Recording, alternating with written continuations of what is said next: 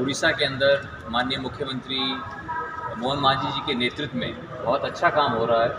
और steel plants जो है एक्सपेंशन कर रहे हैं, बढ़ रहे हैं, इंफ्रास्ट्रक्चर भी बढ़ रहा है। और उड़ीसा ने जो माइनिंग नीति फॉलो की, जो ऑक्शंस की प्रक्रिया शुरू की, उस देश के अंदर सबसे अच्छी है, जिसके कारण आज सरकार को सबसे अधिक राजस्व भी मिल रहा है उसके लिए। तो हमने उसके लिए माननीय मुख्यमंत्री जी का धन्यवाद किया और हमने बताया कि जो स्टील प्लांट्स हैं उनमें काम अच्छा चल रहा है और आयरन ओर का उत्पादन और बढ़ाने की आवश्यकता है। और जो स्टेट के अंदर जिन लोगों ने स्टेट के अंदर इन्वेस्टमेंट किया है उनको ओएमसी से प्राथमिकता के आधार पर उनको आयरन ओर मिले, उसके लिए माननीय मुख्यमंत्री जी ने हमें सभी को आश्वस्त किया कि जो उड़ीसा में जो प्लांट लगाएंगे उनको आयरन ओर की कमी नहीं रहेगी। हमने उसके लिए उनको धन्यवाद भी किया और इसी तरह से हमारी उनसे बातचीत हुई। सर, वार अभी चल रहा है, इसका इफेक्ट इंडस्ट्री में कुछ आ रहा है क्या? एनर्जी हो या कुछ भी हो? ये जो खाड़ी में जो युद्ध चल रहा है, जो मिडल ईस्ट में जो लड़ाई चल रही है, इसका वहाँ तो बहुत ज़्यादा नुकसान हुआ है,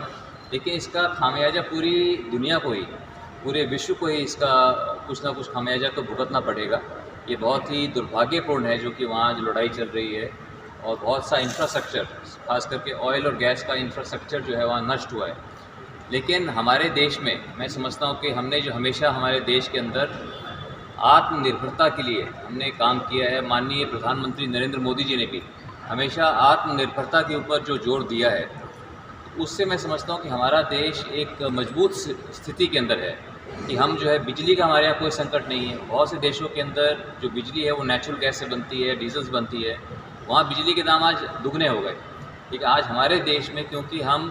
कोयले से भी हम बिजली का उत्पादन करते हैं, जो हमारी अधिकतर बिजली है तो कोयले से है या रिन्यूएबल से है, थोड़ी बहुत न्यूक्लियर और हाइड्रो से है, तो इसलिए। लेकिन अधिकतर बिजली हमारी कोयले से बनाते हैं और कोयला हम अपने देश का स्वदेशी कोयले से बनाते हैं, तो उससे हम आत्मनिर्भर हैं।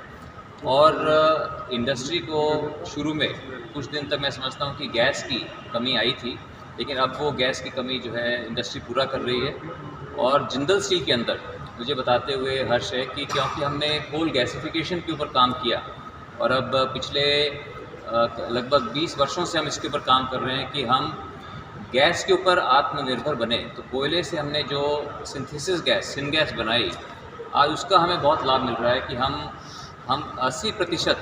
हम जो है गैस पर हम आश्रित, हमें एलपीजी पर आश्रित नहीं है, बल्कि अपनी जो गैस बना रहे हैं उसी गैस के इस्तेमाल से हम अपने स्टील प्लांट को चला सकते हैं। सर, जब आज चीफ मिनिस्टर से आपने जो बात की है, तो ये जानना चाहेंगे उड़ीसा में जितनी स्टील इंडस्ट्रीज है उनको क्या रॉ मटेरियल की कमी है, वो सप्लाई नहीं होता है? नहीं, इंडस्ट्री को रॉ मटेरियल की कमी नहीं है, लेकिन उसको और कैसे बेहतर किया जाए इसके लिए बात कर रहे थे। क्योंकि जब हम आज